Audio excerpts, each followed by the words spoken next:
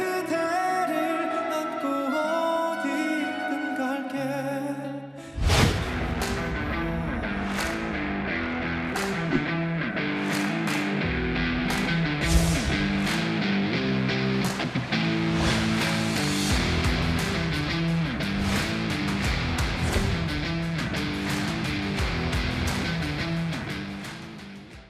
요새요, 소위 잘 나가는 연예인들을 뭐라고 하냐면요, 걸어다니는 중소기업이다라고 부를 정도라고 합니다. 이 말을 좀 실감케 하는 인물이 있습니다. 영상을 한번 볼까요? 이제 내가 그대와 약속할게요. 그대 행복을 위해 내가 노래할게요.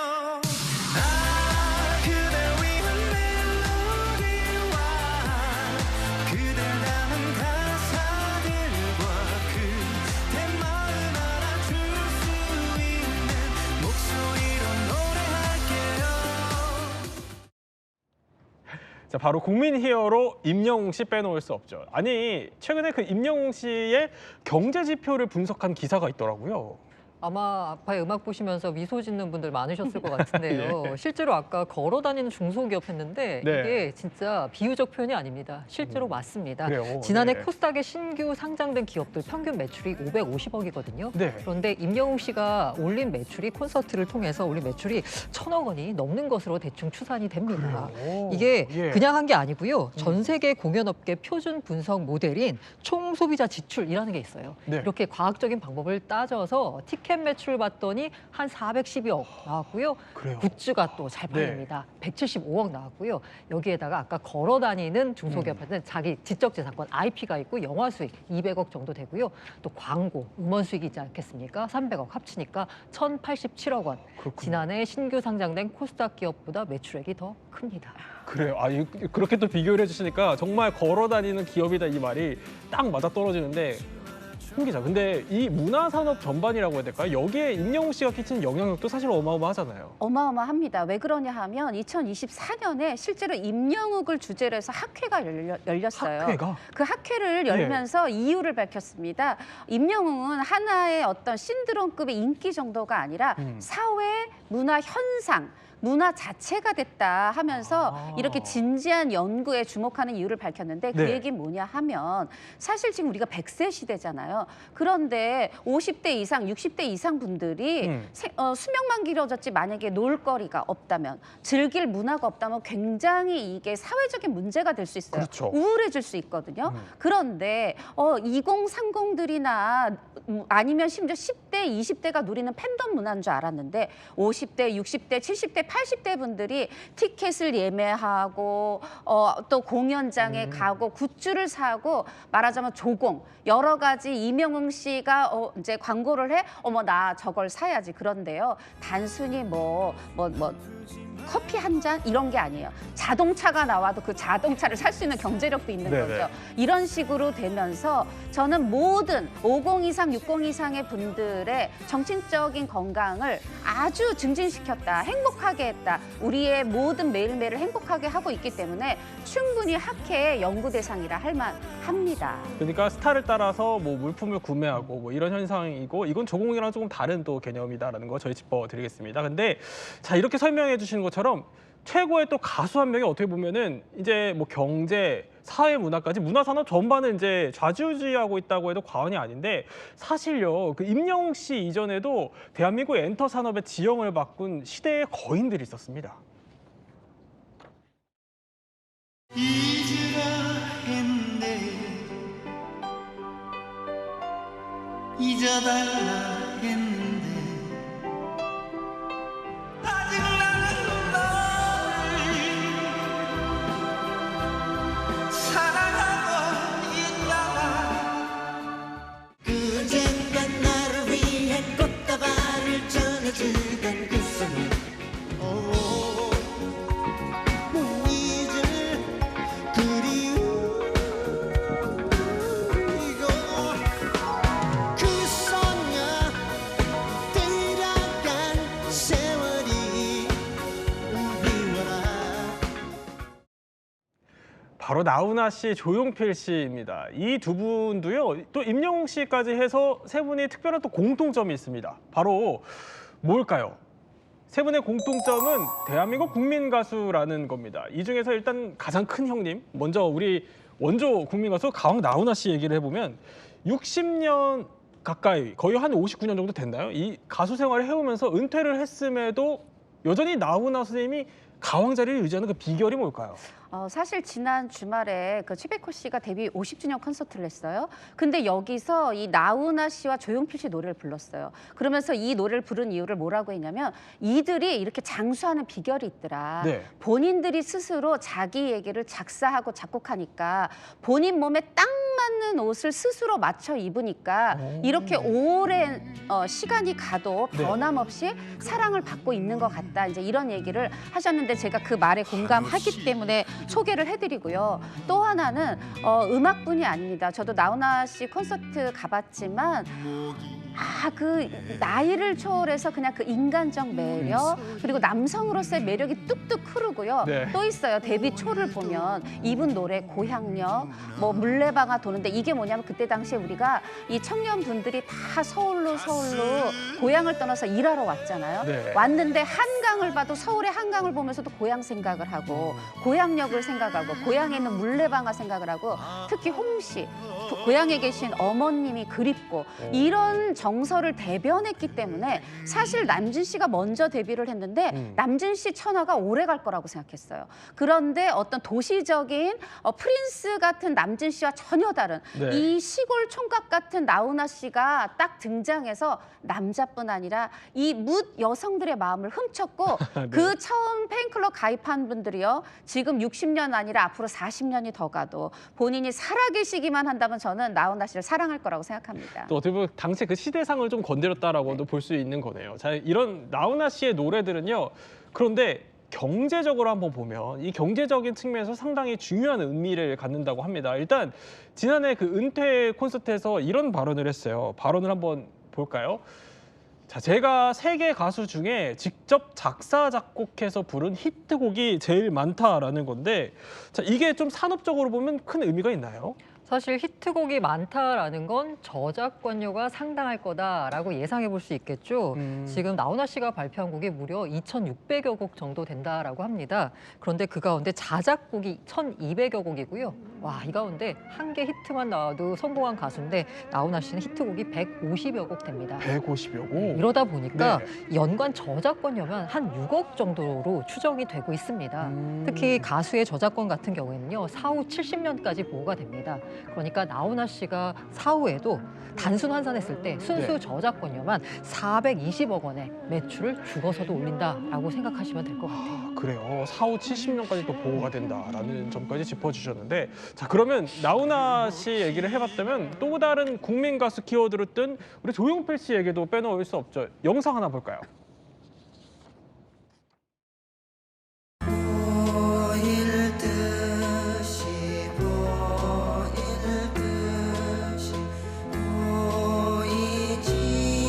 않는 따옴따옴 소리 찬양한 소리. 아니, 하정 평론가, 이건 따오기잖아요. 예, 그렇습니다. 동요인데 네. 조용필 씨가 부르니까 동요 같지가 않고 뭐 일반 가요가처럼 느껴지기도 하지만 어쨌든 동요입니다. 근데 이게 이제 많은 사람들의 주목을 받은 것은 조용필 씨가 동요까지 한단 말이야? 아. 라고 하면서 주목을 받은 장르를 건데 넘나들면서. 그렇습니다. 조용필 씨가 처음에 돌아와요 부산항에 네. 트로트잖아요. 근데 나중에 그 창밖의 여자 같은 경우에는 전형적인 트로트는 또 아니거든요. 그러니까 트로트, 발라드 그렇게 막 하다가 로그막도 하고 그러다 와중에 민요도 했거든요. 아, 그래요? 그런 와중에 동요까지 모든 장르에서 히트곡을 다 낸, 그러니까 장르를 시도만 한 게 아니라 다 히트곡을 낸 거예요. 그러니까 초유의 장르 파괴자다. 네. 한국 가요사상 최대의 올라운드 플레이어다. 이런 얘기가 나오면서 그렇게 예. 다양한 장르의 음악들을 하니까 다양한 취향을 가진 국민들한테 저마다 다 위로를 전해주면서 80년대 칼라 TV 시대에 최초의 국민 스타가 됐던 거죠. 그렇군요. 아니, 뭐 민요, 동요까지 넘나들면서 장르를 뭐 불문하지 않고 다 할 수 있다는 건데 그런데 그 조용필 선생님 하면은 떠오르는 거는 오빠 부대. 이거 최초 장본인 아닙니까? 네, 그러니까 이제 조용필 씨가 80년대 이제 본격적인 스타덤에 네. 오르면서 오빠 부대의 괴성이 시작이 됐습니다. 오빠 부대의 괴성하면 깍 하는 그런데 조용필 씨가 그 비련이라는 노래에서 기도하는 하고 시작하면 잘 부르시네요. 깍 하고 소리가 나왔었고 깍까지도 네. 마치 가사의 하나인 것처럼 기도하는 하면 깍 하고 소리가 나왔던 거예요. 그게 이제 한국 가요계에 본격적으로 울려 퍼진 10대들의 괴성이었고 그때부터 10대 오빠 부대가 본격적으로 시작이 됐다. 그래서 그 전까지 우리나라 가요계의 이제 중심축이 성인들이었다면 네. 80년대부터 이제 10대가 가요계를 좌지우지하는 큰 소원이 됐던 것이고 그때 10대가 막 쫓아다니니까 조용필 씨가 10대 팬들한테 나 쫓아다니지 말고 집에 와서 공부해라 라고 얘기했었는데 그때 그 10대 팬들이 지금 나이를 먹어서 본인의 자녀들한테 공부 좀 해라 라고 얘기하는 그런 이제 나이대가 됐고 그렇군요. 조용필 씨가 네. 그리고 80년대 일본에서도 활동하면서 일본 팬들도 많았었거든요. 그때 조용필 씨의 일본 팬들이 조용필 오빠 때문에 한국어를 공부하기도 했었다는 그런 그래요? 일화가 전해집니다. 그렇군요. 이렇게 어떻게 보면 장르를 넘나드는 올라운드 플레이어라고 하죠. 요즘 말로는. 이 조용필 씨의 그런 음악 철학을 일단 목소리 한번 들어볼까요?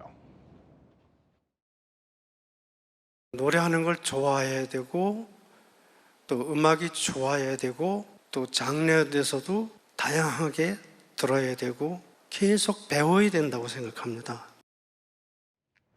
그런데 이렇게 어떻게 보면 좀 개척 정신이라고 해야 될까요? 이런 게 대한민국의 그 음악 시장 규모를 바꿨다고 하더라고요. 아까 조용필 씨가 오빠 부대 최초다라는 말씀을 해주셨는데요. 조용필 씨 하면은 최초라는 수식어가 가장 많이 붙는 가수가 아닐까라고 합니다. 사실 창밖의 여자, 단발머리가 수록된 1집이 있었거든요. 국내 음반 사상 최초의 밀리언셀러 100만 장이 넘게 팔렸습니다. 그랬군요. 지금도 네. 100만 장 팔리면 상당히 팔리는 건데 그러니까요. 당시에 벌써 그랬고요. 그러면서 우리나라의 음반 제작, 유통 산업의 급성장이 된 계기가 되기도 했습니다. 아울러서 누적으로 보자면요. 네. 역시나 최초로 1000만 장을 돌파했습니다. 이러면서 네. 음반 시장이 뭔가 산업적으로 성장할 수 있다라는 가능성을 보여준 거고요. 이때를 계기로 우리나라 음악 시장이 커졌다라고도 볼 수 있을 것 같습니다. 아울러서 일본 NH홀, 그다음에 NHK홀 그리고 카네기홀에도 진출했어요. K-팝 요새 한류 난리잖아요. 그러니까요. 한류의 원조다라고도 볼 수 있을 것 같습니다. 자, 이렇게 한류의 원조였던 조용필 씨 얘기까지 짚어봤는데 자, 이 세 사람의 공통점, 대한민국 국민 가수라는 거 말고도요. 이런 공통점이 또 있습니다. 자, 바로 압도적 티켓 파워입니다. 사실 그 나훈아 선생님 같은 경우는 이제 은퇴를 하셨지만 세 분이 그냥 공연한다라고 하면은 속칭 우리말로 피켓팅이라는 게 펼쳐진다고 해요. 그 피켓팅이 그러니까 피가 튀길 정도의 그런 경쟁이라는 신조어인데 아니 홍 기자님도 피켓팅 하십니까? 피켓팅 했는데, 그러니까 나훈아 씨가 사실 이제 공백기를 깨고 돌아왔을 때 네. 그 콘서트 정말 가고 싶었거든요. 피켓팅에 참전했지만 이건 정말 전쟁과도 같거든요. 실패를 했어요. 그런데 어떤 분이 지인분이 네. 엄마하고 본인하고 아빠하고 3명이 가려고 했는데 너무 운이 좋게 3장이 다 된 거예요. 근데 그때 아빠가 회사에서 숙직을 하셔야 된대요. 저한테 그 한 장을 주셔서 나훈아 콘서트를 봤었고 예. 임영웅 콘서트 해봤지만 번번이 실패인데 제가 백상예술대상 취재를 갔는데 일산 킨텍스에서 바로 옆에 홀에서 임영웅 씨 콘서트가 있는 거예요. 정말 백상예술대상 취재를 일하러 들어가지만 마음은 그 보라색 옷을 입고 저쪽 임영웅 콘서트로 들어가고 싶은데 화장실에서 네. 그분들과 줄은 같이 섰어요. 팬분들하고. 정말 부러운 눈으로 팬분들을 쳐다봤습니다. 줄을 같이 섰던 대리 경험까지 하셨는데 네. 아니 근데 그 임영웅 씨 얘기를 좀 해보면 여기가 역대급 예매 전쟁이라면서요? 역대급입니다. 뭐 그 전에 피가 튀긴다 해서 정말 피켓팅이라고 하는데 네. 뭐 그 정도가 아니고요. 만약에 지금부터 티켓 팝니다 하면요. 예. 70만 명이 몰려요. 그리고 오픈 1분 만에 뭐 다 매진이 되는데 당연히 전 지역, 전 회차, 네. 전석 매진인데 먼저 전 지역, 전 회차는 당연하고 전석 가능한 이유 말씀드릴게요. 무대에 어디 가나 시야 제한석이 있거든요. 그렇죠. 안 이명웅 보이는 씨는 곳. 360도 회전 무대를 만들어요. 말하자면 내가 티켓 하나라도 더 팔아서 돈 더 벌려고 하는 게 아니라 우리 팬분들이 저기 빈자리 있는데 우리 왜 못 들어가요? 이렇게 되니까 그 빈자리 없게 무대 디자인까지 바꿨고요. 팬들을 세심하게 배려해서 네, 그렇게까지. 맞습니다. 네. 그리고 뭐 예를 들면 들어가잖아요. 그러면 70만 중에 뭐 대기가 53만 명이고 뭐 예를 들면 네. 대기 시간이 153시간으로 나와요. 근데 그건 대기 시간일 뿐 1분 만에 매진이 되기 때문에 153시간이요? 네, 어차피 이제 못 사는 건데 그러다 보니까 다들 이제 이거 티켓팅 끝나고 나면 서로 위로합니다. 나도 실패했어. 이명웅 씨도 나도 실패했어 했는데 배우 박보영 씨 저 성공했어요. 이제 이런 인증 사진을 올리기도 했는데 아, 지금 이거요? 네, 맞습니다. 특히 5월에 콘서트 있잖아요. 예. 그럼 이런 말이 있습니다. 5월 아니라 1월부터 12월 언제라도 효도의 완성은 이명웅 티켓팅 성공이다. 지금 예매 번호에 엄마, 아빠 이렇게 적혀 있는. 네, 맞습니다. 자, 저렇게 배우 박보영 씨까지 인증글을 소위 올릴 정도로 피켓팅이 이루어진다는 건데 그러면 이 피가 튄다는 피켓팅을 뚫은 팬들의 심정은 어떨까요? 부산에서 17명 왔어. 아깝지 않아요. 영웅이 볼 생각이 너무 좋아요. 지금 이 나이에도 옛날에 못 느껴보던 그런 설렘 뭐 이런 게 감성을 자극하더라고요. 연세가 달라요. 어떻게 되시죠? 이제 70을 바라보죠. 티셔츠, 응원봉, 가방. 누굴 위한 거죠? 엄마를. 오늘 얼마치 구입하셨어요? 지금 한 60 되는 것 같아요. 자, 우리 어머니들이 너무너무 좋아하십니다. 근데 고란 기자, 그 임영웅 씨의 콘서트를 좀 경제적으로 뜯어보면 이게 그냥 다른 콘서트들이랑 좀 구조가 다르다 그래요. 이게 보통 콘서트 가시면요. 아마 초대권 받아서 오신 분들 상당히 많이들 계세요. 그리고 아까 말씀하신 대로 이 네. 시야 제한석 여기는 보통 안 팔거든요. 근데 아까 360도 회전 무대를 해서 거기까지도 다 파는 겁니다. 그러다 보니까 매출 누수가 제로입니다. 그래서 완판됐다라고 하면요. 그 완판된 티켓 수만큼 곱하기 하면 그게 그냥 매출로 바로 연결이 되는 겁니다. 매출 누수가 하나도 없는 거예요. 네네. 게다가 아까 5, 60만 원 사셨다는 그 인터뷰 보셨잖아요. 네네. MD 매출이 상당합니다. 이분들이요 경제력이 되시는 분들이고요. 돈을 쓸 의지도 있는 분들입니다. 아. 그래서 1인당 네. 7만 원 정도 상당히 고가죠. 이걸 지출하시거든요. MD 매출까지 따지면 175억 원. 티켓 그리고 MD 매출 네. 합치면요. 거의 한 600억 원에 육박하는 매출이 콘서트 1회당 발생하는 겁니다. 또 콘서트가 지역 곳곳에서 열리니까 지역 경제 활성화까지 이어질 수 있다는 건데, 자, 이런 어떻게 보면 구조라고 해야 될까요? 이거의 원조격은 사실 또 나훈아 선생님 빼놓을 수 없다고 합니다. 나훈아 씨 같은 경우는 우리 한국 공연의 단독 공연이라고 하는 뭐 이른바 리사이트 문화, 이게 좀 창시자 역할을 하셨다 그러네요. 그러니까 창시까지는 아니더라도 활성화시키는 어떤 가장 대표적인 인물이라고 네. 할 수가 있을 텐데, 옛날에 이제 가수들의 활동이라는 것이 네. 뭐 악극에 출연한다든지 밤무대 출연한다든지 아니면 여러 가수들이 함께한 합동쇼에 출연한다든지 네. 이런 식이었는데, 과거 이제 70년대 나훈아 남진 나훈아 라이벌 구도가 형성이 되면서 거의 그 당시 아이돌이었었거든요.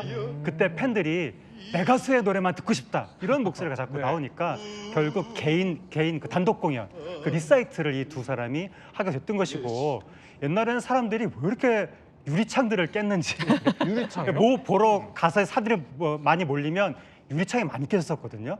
영화도 히트했다고 하면 개봉관 유리창 깨지고, 그래서 그러니까 히트 사람들이 많이 몰렸다는 흥행의 척도가 유리창이 얼마나 깨졌냐, 누가 많이 깨졌냐. 네, 그랬는데 남진 나훈아 남진 이분들이 리사이틀만 하면 예. 유리창이 계속해서 깨지는 연쇄 유리창 파손 사태 이런 것들이 일어났다고 합니다.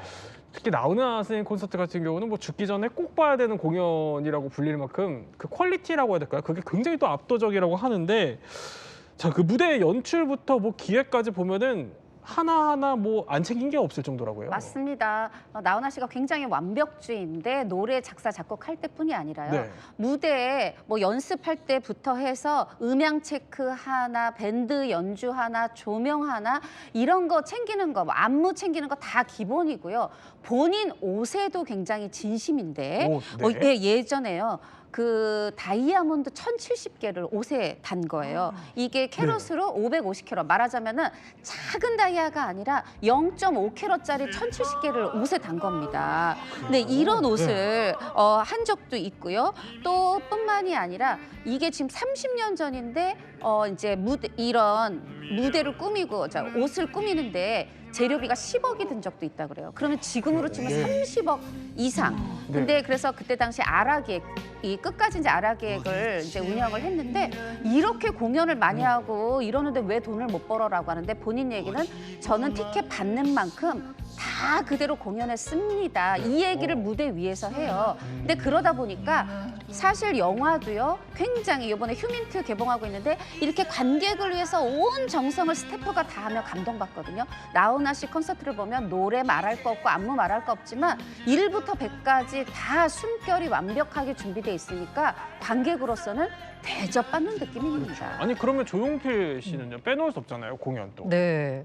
조용필 씨 역시 아까 남는 게 없다라는 말씀 주셨는데 남는 게 없습니다. 실제로 뭐냐면요. 공연 수익급 대부분을 무대 네. 연출에 투자를 합니다. 아. 잠실에서 콘서트를 열 때요. 메인 스피커를 보통 그 정도면 120통을 쓴다라고 해요. 네. 근데 조용필 씨 공연은 240통, 2배를 쓴다라고 합니다. 그래요? 그러면서 국내 예. 최초 무빙 스테이지 선보이기도 했고요.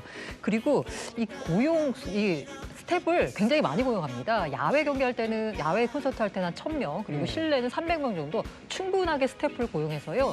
예, 지난 6개월간 전국 투어 19회 콘서트를 하는데 12,000명의 고용 창출 효과를 발생시키기도 했습니다. 고용 창출 효과. 최다 인원 동원이라고 네. 하고요. 게다가 그나마 돈을 번 그 수익금요. 소아암 어린이 돕기에 전액 기부를 했습니다. 그랬군요. 자 이런 콘서트 얘기까지 짚어봤다면 이 세 사람의 다음 공통점은요 이런 키워드가 나옵니다. 신비주의.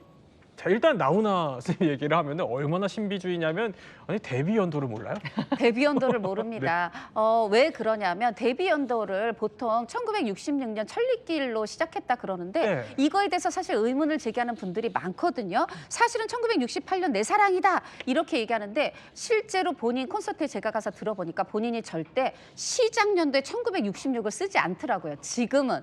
근데 처음에 네. 옛날에는 그랬다는 거죠. 말하자면 나 데뷔 연도 빠르니까 약간 더 선배인 거죠. 게다가 나이도요. 1947년생이라고 알려졌는데 1951년생인 허구연 씨 옛날에 그 야구 해설가 있었잖아요. 네네. 라디오에 출연해서 아니 나랑 동급생이었는데 라고 한다면 적어도 47년생과 51년생은 너무 거리가 멀잖아요. 그렇죠. 51년생과 동급생이라고 하면 보통 50년생이거나 51년생 뭐 빠른이라고 해도 52년 요 정도 셋 중에 하나거든요. 이러다 보니까 그럼 몇 년생이냐 이것도 신비주의다 네. 이런 얘기가 나오고 무대도 마찬가지입니다. 그 공연 시작하기 전에요. 방송에서 만약에 녹화를 해요. 그 직전까지 내가 무슨 옷 입을지 지금 어떻게 무대가 악기가 세팅되는지 이런 거를 공개하지 않아요. 그러나 다 믿고 기다리는 거죠. 왜냐하면 그는 완벽하니까요. 근데 이게 어떻게 보면 좀 브랜드 자산이기도 하죠. 네, 그렇죠. 그러니까 이제 나훈아 씨가 예. 그 자신의 그 신비주의라고 하면서 약간 가십성 기사로 많이 이제 소비되는 키워드이기도 한데 나훈아 씨는 뭐 가십 이런 게 아니라 나는 가수가 아티스트니까 딱 음반과 공연으로만 사람들과 만나겠다. 그 이외의 것들로 내가 뭐 이슈의 중심이 되고 싶지 않다라는 거예요. 그래서 나훈아 씨는 그 데뷔일에 광고도 안 했습니다. 아, 상업 그래요? 광고 0건. 그리고 어느 하나도 유명 없군요. 네. 영권 그리고 또 어느 유명한 재벌이 나훈아 씨 부르 초청했을 때 초청도 거절하면서 나 보고 싶으면 내 공연장에 와라 라고 할 정도로 또 나훈아 씨가 2020년에 당시에 KBS 컴백 공연 했었거든요. 네, 네. 15년 만에 나훈아 씨 컴백 공연이다 보니까 기업들이 너도 나도 광고하겠다고 물밀듯이 막 몰려왔는데 그래요? 나훈아 씨가 내 공연이 중간에 광고 들어가면 흐름 끊어진다라고 하면서 광고 거부. 중간 광고가 없었고 그다음에 다시 보기가 있으면 공연을 또 볼 수 있는 거 여러 번 볼 수 있는 거잖아요. 네. 내 공연 한 번밖에 없는 건데 다시 보기 거부, 다시 보기도 없었고 그렇군요. 나훈아 씨가 본인 출연료도 안 받았고 네. 그래서 그때 그 중간 광고 무, 다시 보기 무, 출연료 무, 네. 삼무 공연으로 예. 진행하게 됐었습니다. 그런데 신비주의 얘기를 더 하다 보면 이거의 진짜 끝판왕은 또 조용필 선생님을 빼놓을 수 없다고요. 007 작전을 방북하는 결혼식이 있었어요. 맞습니다. 결혼식 1984년 3월 1일이었는데요. 어느 정도 이 신비주의냐면 세상에 신부가 내가 내일 결혼할 줄 모르고 있어요. 그리고 장소가 경기도 남양주시의 절, 사찰, 봉선사였는데 네. 주지 스님과 이렇게 지인분들 한 10명만 참석을 했는데 얼마나 이게 신비주의로 비밀리에 준비돼서 딱 했는지 신부가 면사포도 쓰지 않았고 웨딩드레스도 입지 않았어요. 근데 사실 조금 이유가 있었습니다. 당시 유명 배우 L씨와 여자 배우 L씨와 스캔들이 난 거예요. 조용필 씨는 나는 이거 아니다. 이거를 마치 입증하듯이 이 이제 사귀던 그 여자친구가 또 마침 또 국회의원의 따님이기도 했고 네. 당장 내일 나랑 결혼하자 했고 팬들에게도 저는 이제 앞으로 가장으로서도 가수로서도 책임감 있는 사람이 되겠습니다. 하면서 이런 결혼식을 하니 신비주의다, 베일에 쌓여 있다 이런 그렇군요. 얘기를 들은 건데 사실 일상은 굉장히 소탈하신 분입니다. 근데 그럼 임영웅 씨는요? 임영웅 씨는 사실 저는 이제 나훈아 씨 길하고 예. 좀 비슷한 것 같아요. 왜냐하면은 평상시에 콘서트 이거로 이제 만나겠다. 그러니까 콘서트 위주고요. 방송도 최소화하고 최근에 거의 방송도 나오지 않죠. 그리고 광고도 최소고 정말 광고도요. 처음에 아까 제가 자동차 샀어요 얘기했잖아요. 안 되겠구나. 내가 너무 가격이 나가는 광고에 나가면 우리 팬분들이 좋은 마음으로 사시는 거, 경제력이 있어서 사시는 거여도 그런 거 하나하나까지 마음을 써요. 그렇군요. 임영웅의 중심에는 내가 잘 나간다보다 팬들이 마음의 중심에 있다. 네. 그런 생각이 듭니다. 자, 이렇게 신비주의 얘기까지 해봤다면 자, 어떻게 보면은 이런 게 일종의 더 구조적으로 봤을 때 하정우 평론가 팬덤 문화로도 더 이어지는 것 같아요. 어떻게 보면 소비 문화가 또 팬덤 문화를 창출하기도 하니까요. 자, 그러면 시대별로 한번 따져볼게요. 이 팬덤 소비 방식은 어떻게 변해왔죠? 우리나라 이제 대중가의 팬덤 소비 방식이 옛날에는 고무신 부대가 있었거든요. 네. 많은 분들이 고무신을 신고 공연장에 온다라고 해서 고무신 부대라고 했다가 고무신 부대가 80년대 오빠 부대로 넘어가는 과도기에서 그 발전 단계를 형성했던 분들이 바로 이제 나훈아, 남진 씨 라이벌 구도였던 것이고 이분들이 이제 리사이틀 공연 이런 거 네. 하면서 그때부터 본격적으로 약간 오빠 부대 비슷한 형식의 그런 팬덤의 움직임이 나타났는데 그때는 이 남진, 나훈아 두 분이 각각의 그 근거지가 따로 있었거든요. 네. 그래서 근거지별 인기가 좀 다르다 보니까 약간 지역별 대결 구도 비슷한 그런 것도 형성이 됐었는데 80년대 천하일통을 한 것이 바로 조용필 씨. 조용필 씨가 등장해서 모든 그 그렇군요. 10대들의 네. 가슴을 마음을 훔치면서 그야말로 오빠 부대가 형성이 됐던 것이고 90년대에 이제 오빠 부대가 완전 조직화돼서 네. 서태지, H.O.T 이렇게 되면은 그야말로 이제 조직화된 팬덤이 나타나게 됩니다.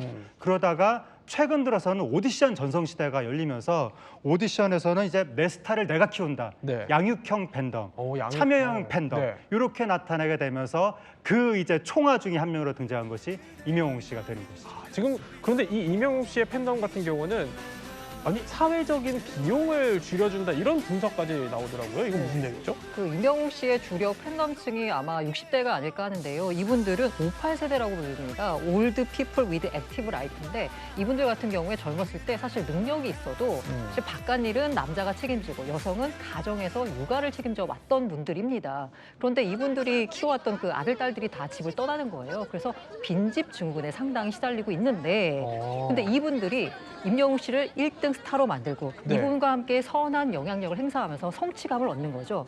그러면서 이 빈집 증후군이라는 정신적인 약간 그런 괴로움에서 탈피를 하는 거고 그리고 실제로 임영웅 씨에 대한 덕질하면서 우울증이 완화됐다라는 팬도 있고요. 그리고 뭐 김영옥 씨 같은 경우에도 내가 임영웅이라는 우상을 만나서 20대의 설렘을 되찾게 됐다라고 고백하시기도 했고요. 임영웅 씨가 심지어는 콘서트에서 건강검진 하셔라라는 말을 했더니 그 말을 듣고 건강검진 받아서 암을 조기에 발견해서 치료하신 분도 있다라고 합니다. 그렇군요. 이렇게 또 세 분 얘기를 하다 보니 이 세 분이 참 우리 시대에 남긴 유산이 크다라는 생각이 듭니다. 자, 세 분 얘기를 해봤는데요. 자, 우리 문화산업과 경제를 뒤흔든 시대의 거인들이라는 키워드로 정리될 것 같습니다. 저희는 60초 후에 뵙겠습니다.